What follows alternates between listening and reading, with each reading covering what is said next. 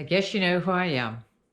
I'm known as the Huntress on the beach, and I'm known as Captain Lee Noga in the world of fishing. I'm back. I have a lot to tell you. I have a lot to show you, and I'll tell my story over all the delicious things I eat and devour.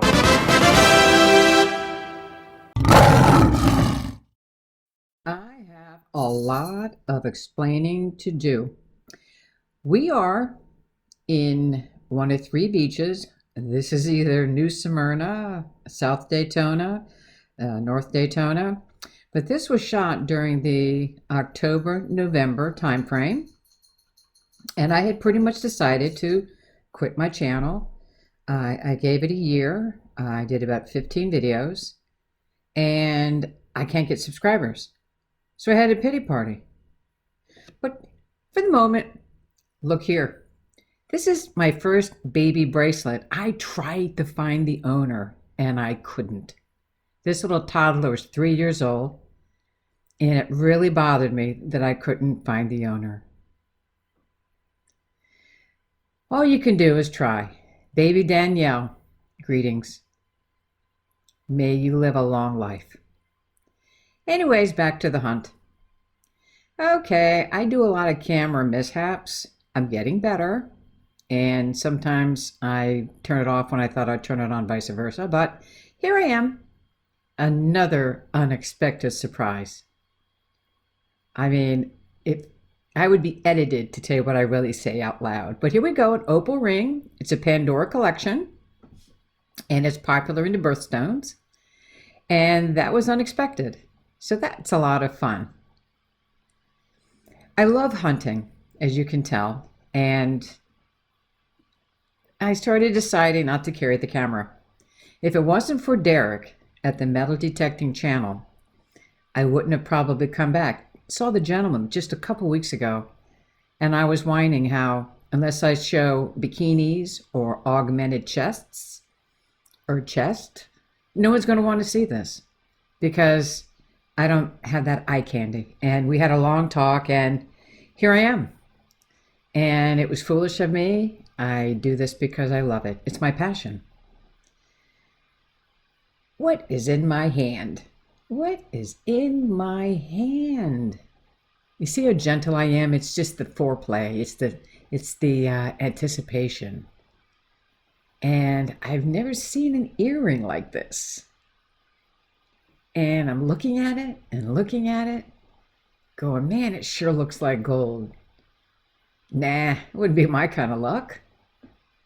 It really kind of looks like it. I don't see any rust, tarnish, peeling. Guess what? Guess what? It was!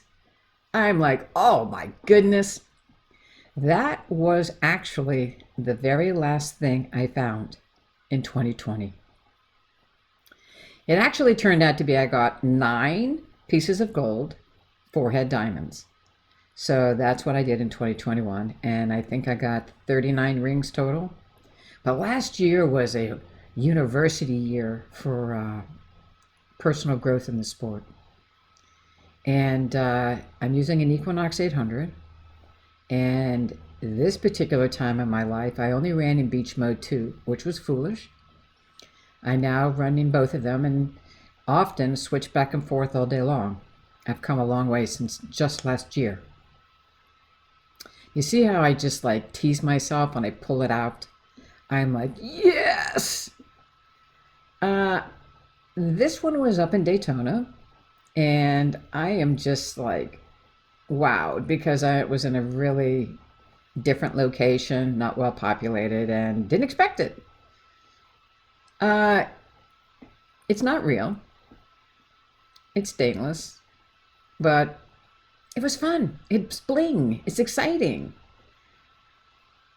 But getting back to my story. So I didn't get the subscribers.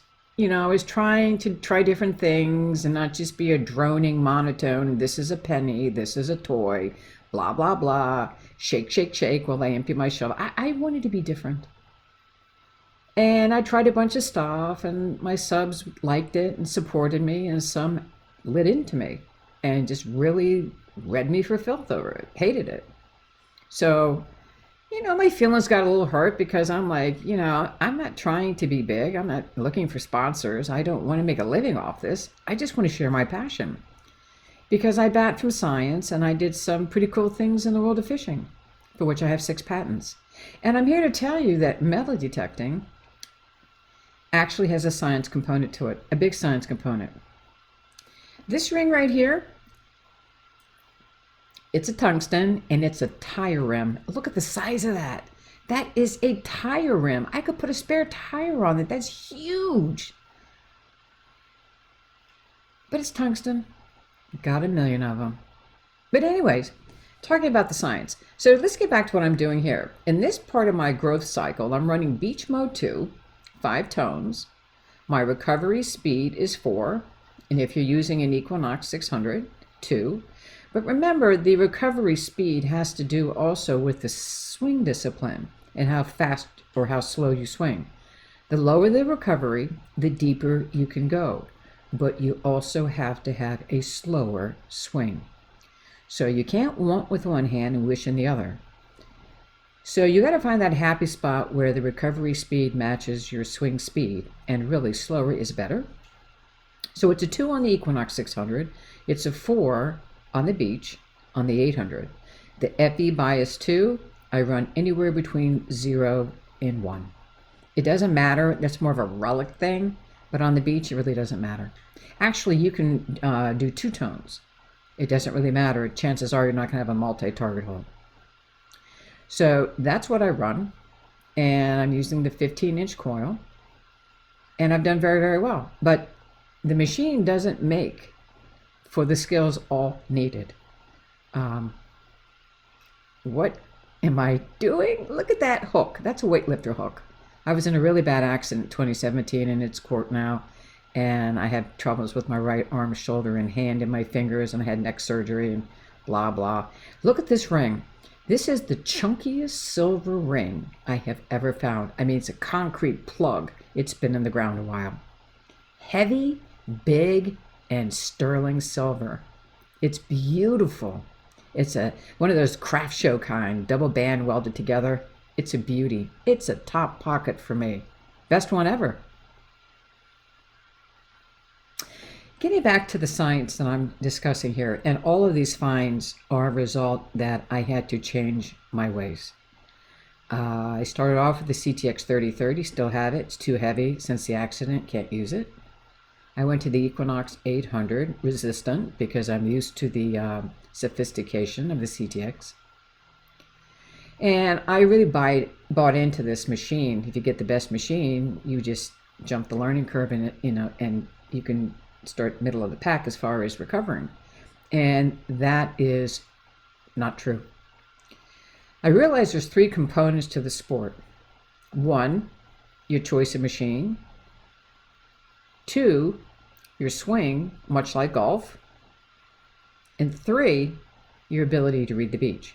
All 3 are equally important. If you notice I put my feet together here in the video, I do that just to make sure something doesn't slide. If it's aluminum, don't care, but don't want to chase silver down the beach. And this is a fun ring right here. It got my heart beating. I mean, it was visually stunning coming out of the dirt here. I mean, it just blinded me. And of course I was hoping it's real. More often than not, it's not, because the last 2 generations can't afford good rings. But this is probably the best fake engagement ring I've ever found. It's made of yellow stainless, and it just absolutely is. If I had to wear a fake one, that would be it. You just couldn't tell, and I'm pretty good. It was pretty dynamically good at faking. 18 karat, looks good, but it wasn't. But it was fun. So working the last year, I had to learn about stratification of targets. I have to worry about moon cycles, how and what causes the beach to cut, all of that. And probably 1,000 hours on the beach. So reading the beach is important. The books really don't help you with that. YouTube videos, nope. And what's the proper swing? That's very individualized. But it's like golf. You have to put a lot of time in it to get good at it.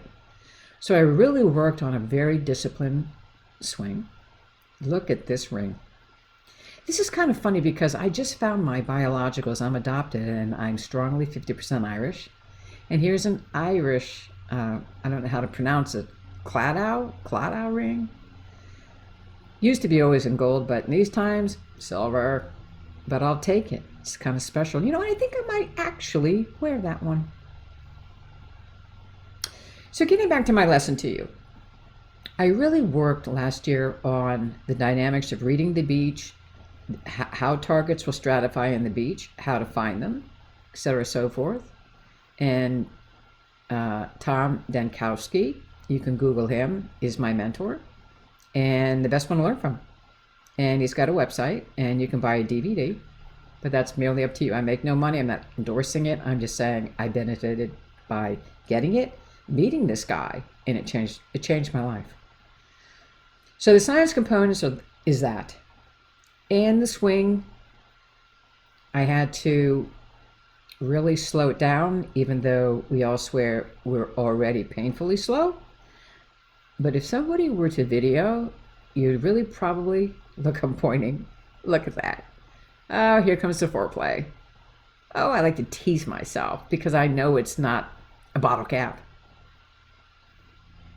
Another alternative metal. I saw it immediately, but they're so fun to get. I just love doing it. It just makes, I'm in my own little world. I just love jewelry. I just love getting rings. For some reason, I don't care what they are. I just love it. It's like catching a fish. I just love it. But getting back to the stratification, the swing. So I really had to work on that. Really hard. Really hard. And it took me all of 2020. I started maybe a year ago. So I was really into these other two areas. The other one is the machine. You got to understand your machine. You got to understand those icky, intimidating settings. Equinox, not bad at all. There's really nothing to it. Maybe 3 things that really matter, like whether or not you want a threshold and your recovery speed and the FE bias and how many tones. That's about it. You should always run the automatic ground balance. And there's a quick way to do that. So it's there every time you hunt, and it automatically adjusts. And you must always do a noise cancel before you take your second step on that beach with that detector engaged. You've got to do that.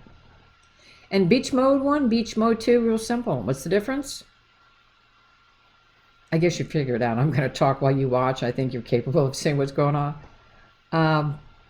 Beach mode 1 is more dry, wet sand. Beach mode 2 is if you got running water over your coil. I used to all last year run in beach mode 2 because my settings were set. I'm catching things. I'm finding things. Why change it? If it's not broke, don't fix it. That ignorance bit me when I decided to do the Florida hunt up in the Melrose, whatever area up in around Gainesville. I had to learn my settings. It wasn't that simple. Relics, different world. So I've gone back and I have now really, really invested in understanding every little thing about the detector. And you really need to understand your beach mode 1 and 2 and a few of the settings. There are times when I have to switch back and forth to beach mode 1 and 2, and I also sometimes go into the Parker Relic on the beach and take it off multi-frequency and put it on 15. All kinds of advantages. And this sport is about advantages. So it's been a very growing year for me, except I couldn't grow the channel. And Derek at the Metal Detecting channel had a pep talk with me and said, I'm going to send you subscribers. I believe in you, Lee, and pick up your channel and keep moving. And here I am. So I'm playing catch up. This is October and November of 2020. I already have February content and March's content to give you. And I've already started a war chest for April because of those three things I speak about: your settings, your ability to read the beach, and your swing. Very important. Look here. One of my faves. One of my 9, actually. Came up as 13. All my expensive engagement rings all come up as 13s. That's a great number in the Central Florida beaches for me. 13. That's a 14 karat real diamond white gold men's wedding band. What a great way to end the year. But it was a great way to end the year, but not end my channel. I'm back and I look forward to being with you, and keep watching, and please subscribe.